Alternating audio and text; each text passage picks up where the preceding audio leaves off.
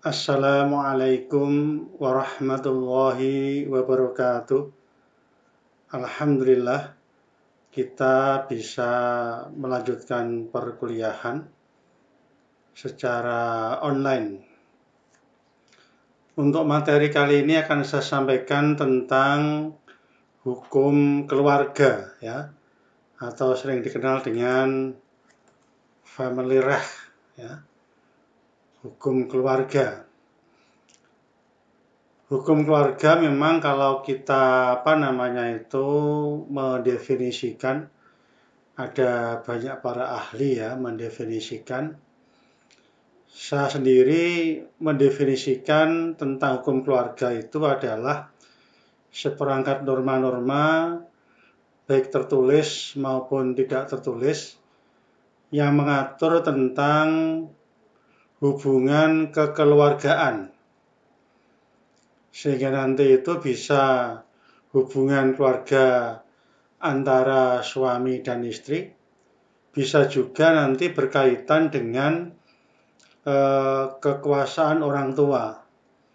Artinya bisa timbul sebagai akibat dari suatu perkawinan. Sehingga berbicara masalah hukum keluarga nanti itu ya akan berbicara masalah tentang perkawinan, kekuasaan orang tua, perwalian, pengampuan. Yang tentu nanti khusus perkara perkawinan tentu akan saya sampaikan secara tersendiri, artinya dari materi yang lain. Nah, sebagai kaidah hukum, tertulis maupun tidak tertulis, kalau yang tidak tertulis itu ya tentu berangkat dari nilai-nilai yang hidup di dalam masyarakat, nilai-nilai dalam hubungan perkawinan yang ada dalam masyarakat. Nah, secara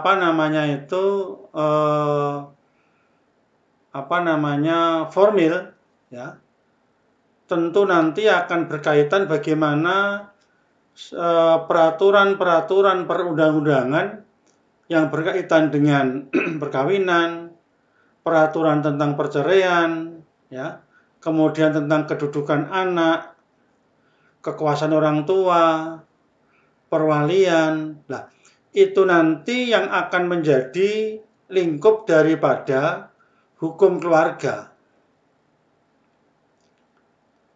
Oleh karena itu, ya, karena hukum keluarga ini kan memang ya sangat luas, sehingga sumber hukumnya nanti juga bisa berasal dari kitab Undang-Undang Hukum Perdata yang sering kita kenal dengan BW, ya.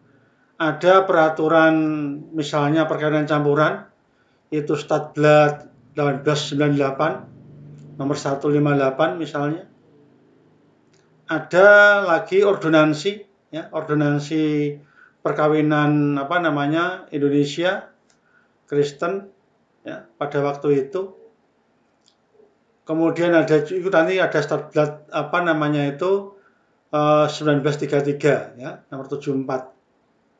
Kemudian yang sekarang ini yang sering kita jadikan sebagai acuan nanti sebagai pembanding ya, itu adalah Undang-Undang nomor 1 tahun 74 tentang perkawinan. Yang kemudian yang pasal 7-nya ada perubahan, yaitu adanya Undang-Undang nomor 16 tahun 2019 tentang usia perkawinan. Yang lainnya tentu masih tetap ya mengikuti Undang-Undang nomor 1 tahun 74. Nanti akan saya kutip ya. Tentu undang-undang nanti ada berkaitan dengan PP 9 tahun 75. Sebagai peraturan pelaksanaannya, kalau di PNS itu nanti ada PP 45 tahun 90. Kemudian ada juga nanti sebagai sumber hukum juga Inpres nomor 1 tahun 1991 tentang kompilasi hukum Islam. Tentu dalam KHI nanti, karena KHI itu memuat beberapa materi, tentunya akan saya kutip nanti hanya berkaitan dengan perkawinan, kekuasaan orang tua. Artinya tidak semua Karena di dalam KHI juga menyangkut tentang hukum waris. Saya kira itu. Nah, saya mulai dari kekuasaan orang tua atau wali. Siapa toh orang-orang yang masih harus memerlukan kekuasaan orang tua? Orang-orang yang masih membutuhkan perwalian. Nah, kekuasaan orang tua itu dilakukan oleh ayah dan ibu, ya. Di dalam perkawinan itu kan, jika anak belum dewasa, kalau dalam hukum istilah minderyarah, ya, minderyarah, maka kekuasaan anak tadi ada pada orang tuanya, yang dalam hal ini adalah ayah dan ibunya, ya, ayah dan ibunya. Nah, memang di dalam pasal 299 KUH Perdata itu menyatakan begini, sepanjang bapak ibu, ya, tiap anak-anak sampai dewasa tetap di bawah kekuasaan mereka, ya. Dengan catatan kekuasaan orang tua belum dicabut. Artinya nanti ada bisa jadi kekuasaan orang tua itu dicabut. Nah, kecuali salah satu orang tua itu meninggal dunia, maka kekuasaan atau perwalian jatuh kepada, kalau dalam bahasa KUH Perdata namanya yang hidup terlama atau yang masih hidup. Itu akan menjadi wali atau menjadi yang sebagai kekuasaan orang tua yang tadi saya katakan. Ya. Nah, memang ada pertanyaan, lalu bagaimana ketika orang tuanya pisah ranjang atau orang tuanya misalnya sudah bercerai, ya? Dalam KUH Perdata, ya, dalam pasal 300 KUH Perdata, kekuasaan orang tua, walinya itu adalah ayah, ya, ayah. Tetapi jika ayah meninggal, ya jatuh ke ibu, kan gitu. Artinya kalau ayah tidak memungkinkan menjadi wali, ya nanti jatuh ke ibu. Tapi undang-undang dalam KUH Perdata begitu. Tetapi nanti ini berbeda dengan apa yang diatur di dalam kompilasi hukum Islam. Jadi tadi saya katakan, sumber hukum dalam hukum keluarga itu tidak semata-mata Undang-Undang 174 tentang Undang-Undang Perkawinan, tidak semata KUH Perdata, tapi ada kompilasi hukum Islam. Di dalam pasal 156 KHI, kompilasi hukum Islam, anak yang belum muwais, jadi belum muwais itu belum dewasa, kalau dalam perdata minderyarah, ya, berhak mendapatkan hadonah dari ibu. Di dalam hukum Islam itu pemeliharaan bahasanya itu, ya. Kecuali ibu meninggal, maka dapat digantikan dengan urutan, ya. Urutannya bagaimana? Jadi misalkan ada anak di bawah umur, ya kan, kemudian ibunya meninggal, ya kan. Menurut pasal 156 KHI, khusus berarti hanya untuk yang beragama Islam, ya, meninggal, maka hak hadonah, hak pemeliharaan maksudnya berbeda, ya. Di dalam hak pemeliharaan itu jatuh kepada yang pertama, wanita dalam garis lurus ke atas dari ibu di keluarga wanita. Yang kedua, ayah, ya, baru ayah. Yang ketiga, wanita dalam garis lurus dari ayah, ya. Kemudian saudara perempuan dari anak yang bersangkutan. Kemudian wanita kerabat sedarah menurut garis samping dari ayah, ya. Itu urutannya. Jadi wanita dari garis ibu, ayah, wanita dari garis ayah, kemudian sanak saudara. Berbeda dengan yang tadi saya sampaikan, ya, dalam KUH Perdata. Nah, memang di dalam kompilasi hukum Islam selanjutnya di dalam pasal 156 huruf B KHI itu disebutkan bahwa anak yang sudah muasis, jadi ya mumasis maksudnya, jadi yang sudah cakap, ya, yang sudah cakap, mumasis. Sebenarnya dalam Islam itu ada balik, cuman dalam kompilasi disebutkan umurnya 12 tahun ya, diakil balik. Tapi ini kompilasi disebutkan umurnya, sama mengikuti yang instruksi yang sudah hukum positif saja. Ya, si mumasis itu 12 tahun lah. Ketika anak sudah berumur 12 tahun, ya, maka anak terhadap hadonah pemeliharaannya itu boleh memilih, ya, baik dari ayah maupun dari ibunya, ya. Kecuali ayah dan ibunya tadi itu, ya kan, tidak punya kemampuan, tidak cakap, maka hakim diperkenankan memberikan putusan penetapan untuk diberikan hak hadonah tadi itu kepada kerabat lain, ya, dalam rangka untuk menjamin siapa? Menjamin kehidupan daripada anak-anak tadi. Nah, pertanyaannya sekarang, lalu bagaimana jika ayah dan ibu kemudian berpisah, bercerai, ya, bercerai? Nah, maka jika itu anak itu adalah masih di bawah umur ibu, tetapi perlu diketahui, ayah tetap bertanggung jawab untuk memberikan nafkah, ya, menurut kemampuannya sampai anak dewasa. Kalau ayah meninggal bagaimana? Yang menanggung susunya anaknya, kemudian pemeliharaannya, ya, itu bisa, ya, hakim itu bisa menentukan dalam kerabat, ya, dalam kerabatnya diperbolehkan. Nanti tentu hakim akan mempunyai penilaian siapa yang layak menjadi wali, ya, dalam arti hadonah, ya, pemeliharaan terhadap anak-anak yang mumayyiz. Jadi yang masih di bawah umur dalam hukum perdata minder yarah, ya, minder yarah. Ya, nanti bisa dibaca dalam KHI itu dalam pasal 104 ayat 1 2 itu jelas itu. Kemudian pasal 105 huruf C atau 156 huruf D, ya.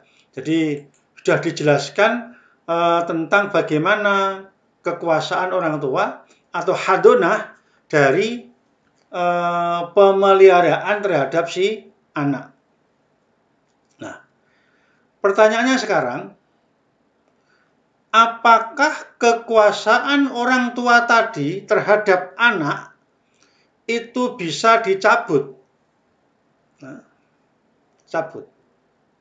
Jawabannya bisa. Nah, bisa. Kekuasaan dicabut oleh hukum dan oleh hakim, ya. Karena yang namanya kekuasaan tadi sebagai wali, sebagai hadonah, itu tidak kemudian dia memelihara si anak, kemudian harta si anak kemudian itu digunakan, tidak boleh loh, ya. Jadi nanti kalau saudara membaca dalam pasal 48 Undang-Undang Perkawinan kita, ya, 174 dinyatakan bahwa orang tua tidak diperbolehkan memindahkan hak atau menggadaikan barang-barang tetap yang dimiliki oleh anak yang belum berumur 18 tahun atau belum pernah melangsungkan pernikahan, kecuali kepentingan si anak menghendaki. Jadi perlu saya jelaskan begini. Jadi wali, kemudian kekuasaan orang tua, itu ada pada orang tua. Seandainya orang tua tadi misalnya sebagai wali terhadap anak, kemudian anaknya misalnya punya harta sendiri, misalnya dia mendapatkan hibah dari orang lain, maka anak tadi ini, ya, karena belum dewasa, meskipun kekuasaan ada pada orang tuanya, tetapi terhadap harta kekayaan yang dimiliki oleh anak tidak dapat dipindah tangankan oleh orang tuanya.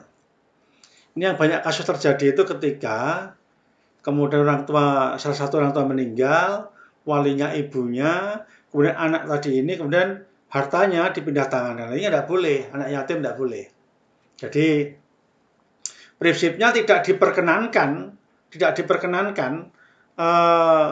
berdasarkan undang-undang perkawinan itu menjual, memindahkan, menggadaikan dan seterusnya.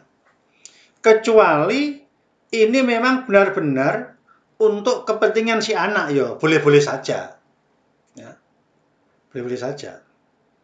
Misalnya ketika untuk hadonah pemeliharaan tidak cukup mampu, misalnya, kemudian dia harus kuliah, misalnya, ya persilahkan.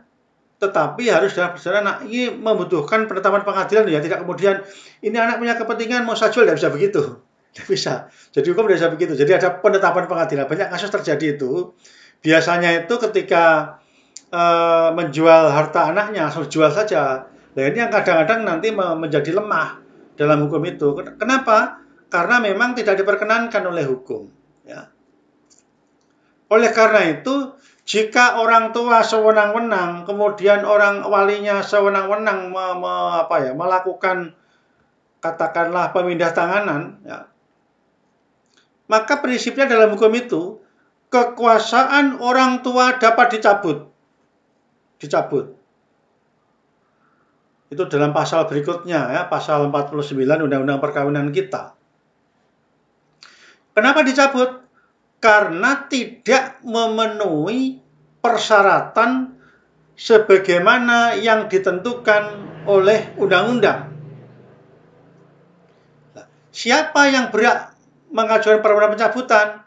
Bisa dari keluarga, dari anak, ya, baik garis lurus ke atas, saudara kandung, atau siapalah. Kalau dalam undang-undang disebutkan, saya bacakan pasalnya, ya.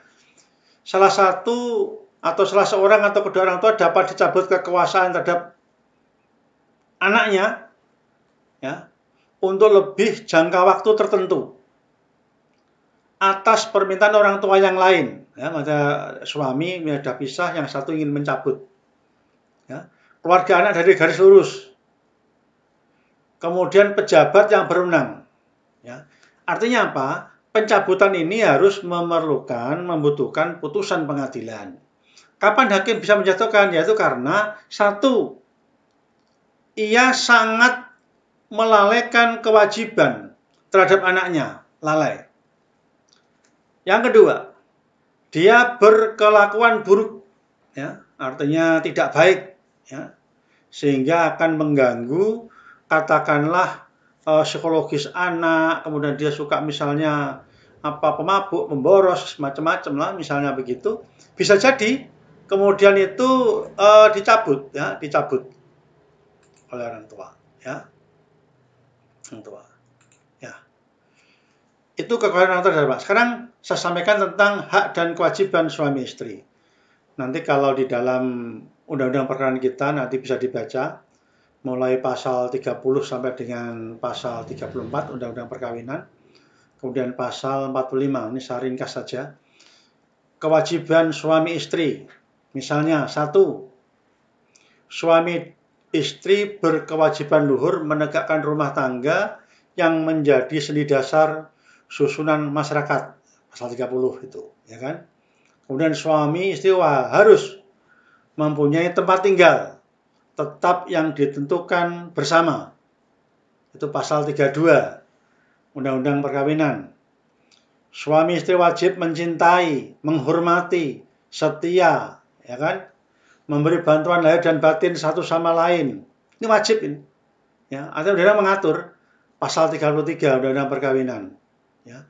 Suami istri wajib memelihara dan mendidik anak sebaik-baiknya, ya, sampai anak tadi mandiri, dewasa. atau menikah, ya, yang itu pasal 45 Undang-Undang Perkawinan. Itu kewajibannya. Ya tentu ada haknya. Haknya apa?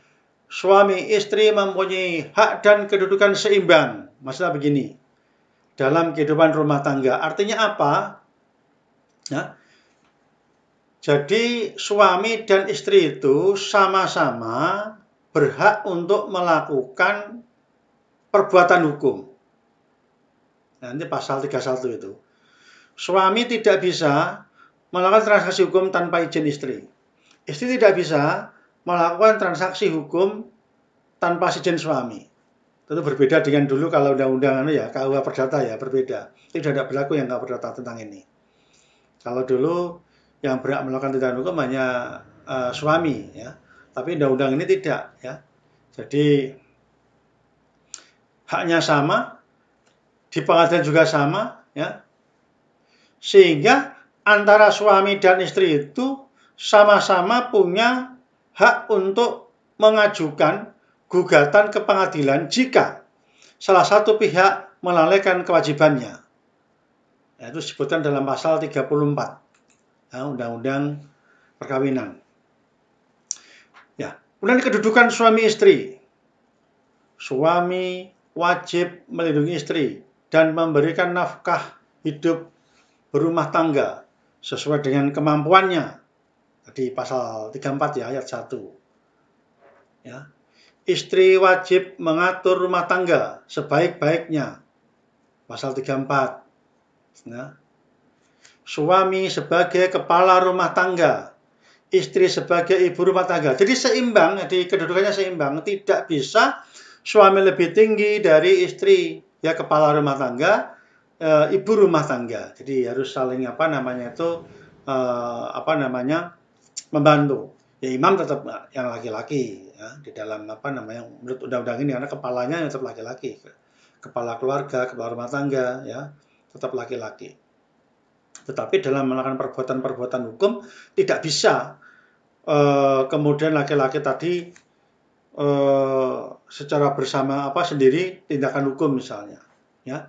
Nanti berkaitan dengan kalau dalam undang-undang nanti pasal 35 tentang harta bersama, ya. Nanti harta bersama itu adalah harta yang diperoleh selama perkawinan, baik dinamakan suami atau dinamakan istri. Jadi tidak bisa kemudian suami yang bekerja, istri tidak, kemudian dinamakan suami, istri tidak punya hak, hanya sama, ya, ibu rumah tangga, ya, sebagai yang mengelola, ya, yang mengelola dalam rumah tangga.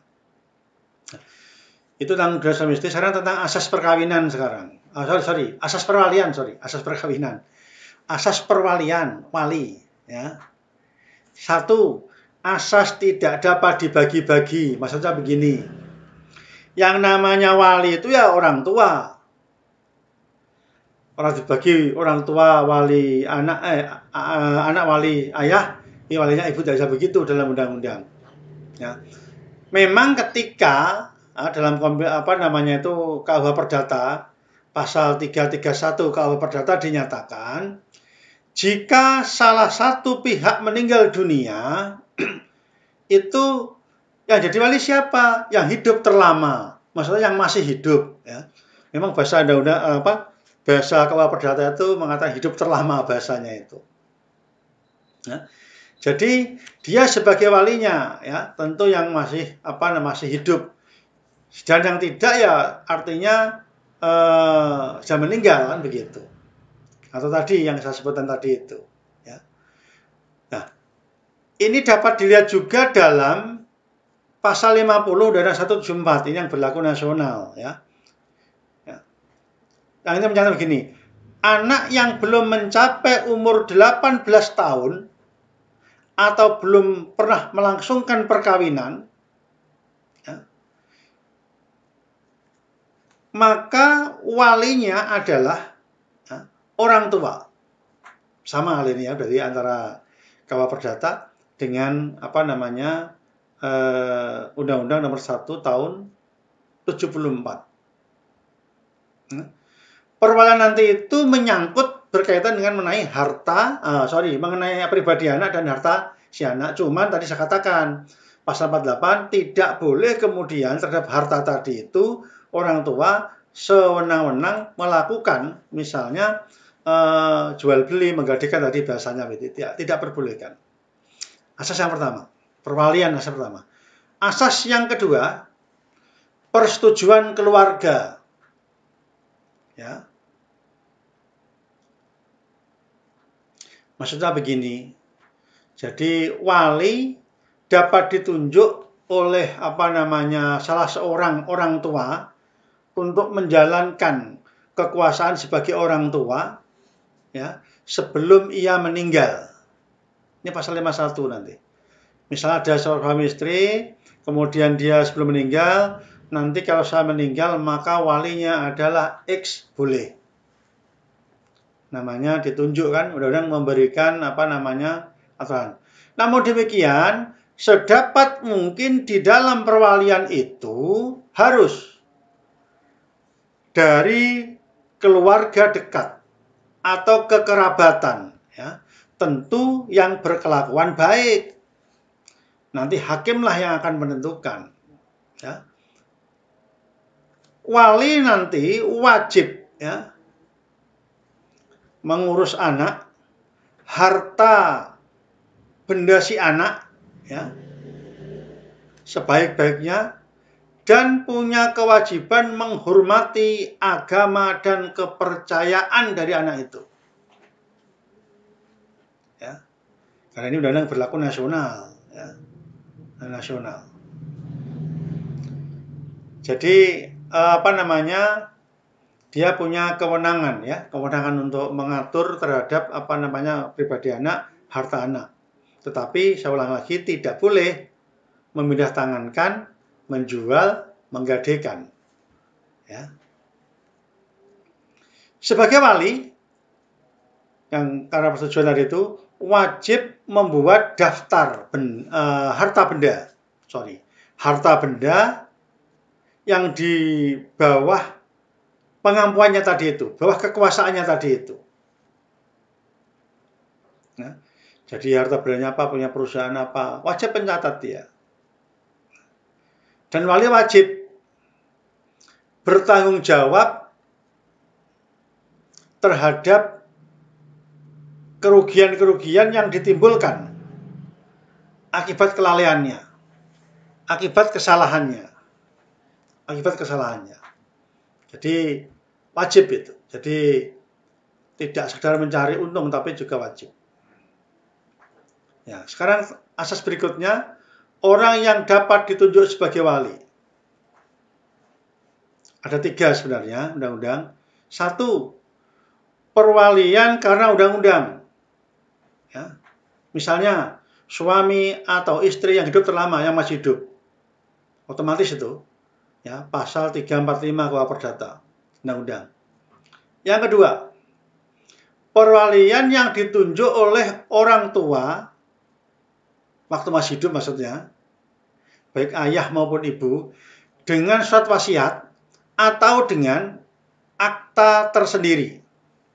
Ya, tersendiri. Itu diatur dalam pasal 355 KUH Perdata. Yang ketiga, perwalian yang diangkat oleh hakim 359 KUH Perdata. Artinya untuk mengesahkan wali tadi itu penetapannya harus melalui hakim. Ya, jadi saya ulangi, bisa undang-undang, bisa wasiat yang masih hidup, ketika masih hidup, kemudian yang ketiga adalah hakim. Ketiga, ya. Asas yang keempat, dapat meminta pembebasan untuk diangkat sebagai wali. Jadi orang itu bisa minta supaya diberikan kebebasan sebagai wali. Ya. Itu kalau dalam pasal 50 ya. Undang-undang perkawinan kita ya. Kapan itu kebebasan dari wali? 1, dicabut ya. Dicabut oleh pengadilan. Kenapa cabut? Tadi karena melalaikan kewajibannya Karena apa? Karena berperilaku buruk. Dikhawatirkan akan mempengaruhi psikologi si anak, maka dicabut. Ya. Meskipun dicabut, saya ulangi, orang tua tetap berkewajiban untuk memberikan biaya pemeliharaan terhadap anak. Jadi dicabut pemeliharaan, dia tetap wajib itu jadi orang tua itu. Ya. Ya. Kalau dalam KHI sekarang, khususnya pasal 109 KHI disebutkan, ya, pencabutan itu bisa perorangan, bisa juga badan hukum. Ya, artinya badan hukum itu bisa dicabut jadi wali, ya. Karena apa? Karena wali tadi itu menyalahgunakan terhadap kewenangannya. Terhadap tadi anak yang dijadikan sebagai walinya tadi itu. Nah, pertanyaan sekarang, kapan berlakunya perwalian? Satu, kalau itu pertama pengadilan, sejak ditetapkan pengadilan. Kalau itu wali meninggal, sejak salah satu pihak meninggal dunia. Kalau itu penunjukan melalui wasiat, sejak meninggal dan sudah ditunjukkan wasiatnya tadi itu. Itu namanya berlakunya wasiat. Berlakunya perwalian. Ya. Yang terakhir, tentang pengampuan. Ya. Pengampuan itu sebenarnya, ya kan, ini pengampu artinya diampu, kurator, ya, kurator. Itu biasanya terhadap orang-orang, ya kan, yang dalam keadaan tidak sehat akal lah. Kalau dalam undang disebutkan, kalau dalam pasal 433 KUH Perdata, keadaan dungu, sakit otak, gelap mata, ya, dan seterusnya. Meskipun kadang sehat akal, kadang tidak, sama, itu tidak diperbolehkan. Pemborosan dan sebagainya itu dalam KUH Perdata disebutkan seperti itu. Jadi di dalam undang-undang itu sudah mengatur semuanya tentang hukum keluarga. Demikian yang perlu saya sampaikan tentang perwalian. Kemudian nanti di pertemuan berikutnya akan saya sampaikan tentang materi perkawinan. Wa wal muwaffiq ila aqwamit thoriq. Wassalamualaikum warahmatullahi wabarakatuh.